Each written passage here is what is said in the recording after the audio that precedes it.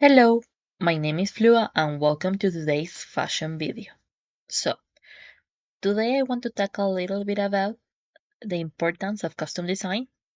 This is a very short and not in detail rambling, so excuse me if sometimes I lose the track, but it is still something that I like to talk about. So, let's just start with the quote from an important person, Edith Head. She was an American costume designer and an 8-time Academy winner. We'll go deep into her filmography and awards in another video, but this is something she said. Motion pictures are not fashion. Costume design is like theater. Costume design is to tell a story. I wouldn't say that a lot of people care about fashion and clothing in the way other people do. I think we all know people that just throw stuff on them for the day, and the closet is a repeat of all the things. And we also know people that think, what's the message I want to say today through my clothing? And that's exactly what we'll explore. How that not only affects real life, but fiction too. In fiction, costume design is a tool to add to the story, to the context, characters, etc. It's about saying something to the audience. Even its significance cannot be understated. It's so important that it has a category in global awards such as the Tonys, Golden Globes, and Oscars. Overlooked by those who don't pay attention to detail, costumes help transmit a vision and give auxiliary information. It's quite related to visual literacy as well. The next chart is provided by ACRL's Visual Literacy Standards by Hadwig, Bosser, and Medard. So, this chart shows us the main topic, visual literacy, and other 7 categories and more subcategories. But the one we are centered today on is the green one, the one that says interpreting and analyzing images. That little thing there, that little bubble that says context, understanding, observation, related text, and meanings is quite an important thing for today's topic. I'm not the only one that believes this, of course. Martin Scorsese, for example, once says, visual literacy is important because of how certain changes could lead to a different interpretation of reality. I'm not a big believer that everything has to be given to the audience directly. I think you must allow your audience to think. Some people might argue that literacy has been going down, and I agree, but ignoring it and making everything simpler and in this reason, just for the case of making it simpler, it's not a solution and rather would just accentuate the problem. I also think that we ought to look a little bit at Bloom's taxonomy for a second, which has many levels from the lower tier to the higher tier. It goes remember, understand, applies, analyze, evaluate, and create. And I think the green bubble that we were talking about covers the first 4 levels from remember to analyze. I will obviously say that the story itself and dialogue are powerful tools as well, but they aren't the only way in which a story advances. Garments add important information to it. So now that we've known this, let's check some examples. First of all, it helps by setting the mood of the story. It's a way to show what happened in the story before the camera started kind of rolling in that imaginary or in film world. The thing to remember about storytelling is that stories do not start and end when the audiences starts and finishes watching. A simple example of it would be that people would not dress the same at a funeral, wedding, party, or casual hangout. At least I know I wouldn't. Brooklyn Nine-Nine, in the scene, we establish both a little bit about the personality of both characters, Amy and Jake, and we also know they are police officers. It's one of the first things we know. They both have their badges.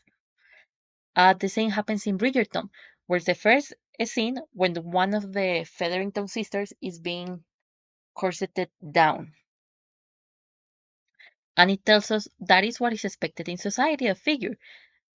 I do have my reservations about the inaccuracy of corsets in historical movies and their hatred, but that's a topic for another day and a topic that has a lot of already existing literature. You can just look it up. Another example would be the series Suits, a liar film where we can see men running around with menswear, and although subtle, things such as length, fit, socks, and ties can affect the vibe of it completely. If you want more information about menswear, you should probably follow the Twitter guy, the Derek guy on Twitter. He usually offers interesting insight into menswear that I usually do not consider because I am way more interested in women's wear. Um, so the thing is that there are many examples of this very same thing. You just need to learn how to look for them. Even then, we can also use animated movies, such as Mulan, where the main character goes from daughter to expected to marry for honor to soldier. But for today, we'll try to center ourselves in movies involving real fabric and sewing during this video, with the exception of maybe some exemplifying of or clarifying details if necessary. All of these are possible because designers know about the characters beforehand. It is a necessity for their work. Designers receive the script beforehand and create clothes that are cohesive with the character, situation, and vision of the director. Stories where people can infer information about the character and situation they are going through can be Psycho by Hitchcock, when we can see Marion's change in her clothes from white to black, demonstrating the change in her morals and psychology. We also have The Devil Wears Prada, where Andrea starts being not really knowledgeable about fashion, then to dressing things that look better and that are now available to her as she is Miranda's assistant. And then at the end of the movie, she doesn't dress as well as to when she had access to all the clothes, but she still has a better sense of the style that when she did on the first part of the movie. And we also have Superman, the 1970s version, which is honestly one of my favorite custom examples because it's just a glasses and a hat that is just paired with the most incredible acting. So it's just as there's a scenes that show the power of clothing and accessories. Even then, let's ignore movies and series for a moment. Let's talk about Minecraft. And this is a weird detour, but I did want to mention it. Let's talk first about the live series, incredible series, and sometimes their clothes offer a perspective on alliances and also offer a perspective on which quantity of life there is, which people is closer to death, such as things like the red lives, and also maybe the insanity when the red course was a thing. Let's add to it, for example, the Dream SMP, as controversial as it was, because a lot happened in that thing with the streamers, and I will not defend them. A few characters did make interesting choices with their skins, skull skins in Minecraft. For example, Sitomi has three different exile patterns in their clothes, where they are ragged and covered in dirt after he's been exiled, and it makes apparent the neglect, the abuse, and the suicidal ideation he's going through. Sometimes that information is not known to us as viewers at the very first time. Let's talk about Orla from Dairy Girls, for example, whose actress Luisa Harlan said once that the skirt that Orla wears is not actually a skirt, but is shorts or a skirt, and that fits in line with the fact that Orla has mentioned once or twice that she doesn't feel completely like a girl. For example, in the scene where she's with deciding tasks with the Dairy Girls group, and James is like, "Surely I must do this task." Um, I'm more man than Orla, and Orla is like, "I disagree." So costumes help in the construction of a well-made character. It can also be used to recall previous themes, reference, or historical events. Let's talk about The Crown, that recreated some of the queen's clothes to the base of their abilities. Let's talk about the SpongeBob SquarePants musical. They have incredible costumes that can be easily connected as their cartoon counterparts and still translate really well to the stage.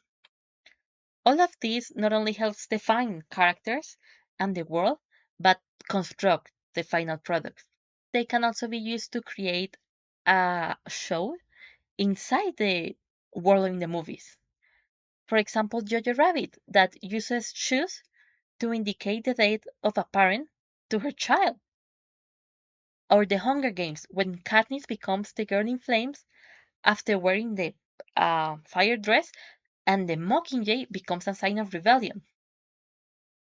As Vanity Fair says, the people in charge of either sewing or buying clothes work closely with the actors and the directors to make sure the vision they have aligns with the desired result and portrayal.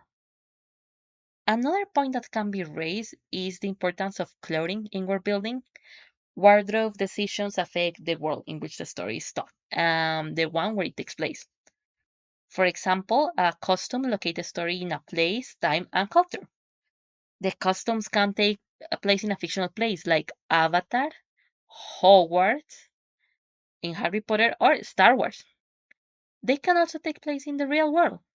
When a director says a new movie will be set in Victorian England, you wouldn't expect Rick James. Some historical movies are Emma, Oppenheimer, Sense and Sensibility. That is the time and culture that has been seen in the past. But even the time and culture that we live through can show something.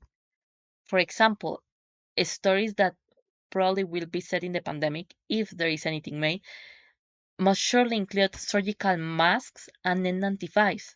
I do see improbable that we'll see stories about the pandemic. People don't like to write about pandemics historically, not then, not now. People just forget. No one wants to recall it. Neither do I. Anyways, other trends that are present right now are the coquette trend and the bows. Surely, if someone was doing something in 2023, 2024, we might say, oh, look, all of these girls dressed with bows. It can be 2023, 2024. And as the trends continue, they might help reconstruct what is now our present into the future to make it our past. As long as there are good records of it, of course. What would it be with our fashion historians? Clothes can also help with geographical assimilation. There are certain objects and clothing that are specific to a culture that becomes to a nation or a group, such as kimonos in Japan, hanfus in China, the klendertwak in the Netherlands. I butchered the pronunciation. I am so sorry. And the huasa or cueca dress in Chile, etc., etc., etc. That is not to say that movies have to be completely accurate if that is not the aim they are going for. Creative decisions can be taken for the sake of the plot. Let's talk about Jojo Rabbit again. One character stands out during the last battle by having a red, flamboyant cape. And although it is inaccurate, it helps in drawing a contrast between the person that's wearing it, the lives he lives, and the decision he's taken as a part of the Nazi party. It also is a mention of his homosexuality, clearly, which I think is a good nod to what happened to the queer people during World War II, which can be ignoring history sometimes. Let's get a little bit into uniforms now that we're here. Uniforms are not only useful for being recognized, and they also help when the spotlight is wanted on a character if you know how to use it. So costumes help highlight, disappear, or change that character. Let's take Barbie Princess Charm School. There's a specific scene in which the main cast alters their uniforms and makes them distinguishable from the rest of the class, although they have the same uniform pretty much throughout the rest of it. A disappearance can also help mix props into a scenes or choreography. If you have seen some scenes from the background in Hamilton, the musical, some of the extras are dressed in similar attires and a similar white beige or wash out color, but their choreography is felt through the play. In conclusion, clothes speak volumes about a character. It explains who they are by themselves and in relation to others, how they change, and it can also help the audience recognize them. When forming a look, it is a set of deliberate decisions and collaboration between the director, the designers, and the actor. It is crucial to recognize costume design as a tool for storytelling. Clothing can affect stories from medieval fantasies to period films and science fiction. It gives extra information. It adds to the emotions, place, time, settings, characters, everything. And if people did not use this tool, it would be a missed opportunity to explore that aspect of the story. And in the end, I will always argue that costume design is essential for a well constructed visual story.